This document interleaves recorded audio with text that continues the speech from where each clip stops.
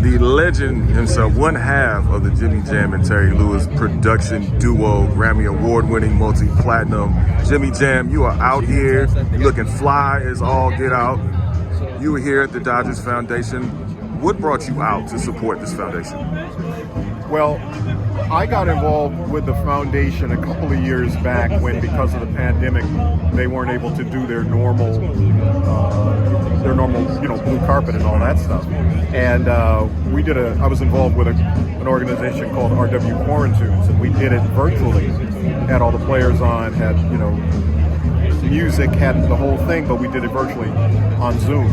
So now that it's back in person at Dodger Stadium, I just wanted to attend and support, and I'm just happy to be here, excited to be here tonight. And the bonus is, for me, that Usher's performing, who we've worked with for years, and so it's a kind of a bonus situation. For you all, what is that like to see Usher? You guys, see his rise, obviously his elevation in music, but also not only working with you all, but people like Jermaine Dupri, Sean Puffy Combs, the list goes on, even working with Babyface at times. Yeah. What do you see? What is so magnetic about Usher in his music, the way he connects to audiences and the way his music connects this with the culture? I think Usher really cares. And when I say that, there's a lot of artists that kind of go through the motions. Usher's not like that.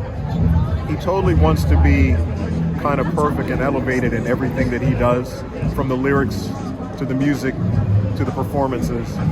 And one of the things we always try to do with him as producers was make sure that people knew how great of a singer he was. Because everybody thinks of him as a performer, which he's a wonderful performer, but he's such a great singer.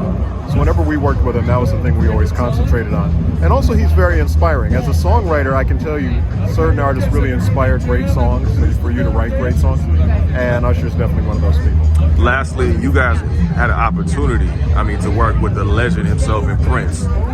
What is the one memory that stands out about those sessions and just being around Prince and seeing his genius and you all's genius at work as well?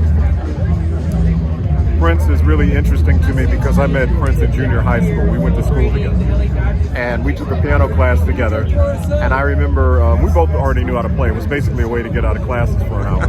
And but we'd go in and play. And what I remember was they put a little band together for a play or something we were working on in school.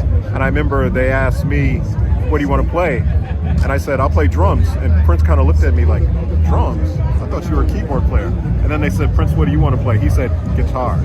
And I looked at Prince like, "Guitar? I thought you were a keyboard player." Anyway, we get in the band, we do our thing. I get up off the drums to go to the bathroom. I hear somebody on the drums. I'm thinking it's the band teacher. It's Prince on the drums, killing it. He could pick up any instrument and just make it his own.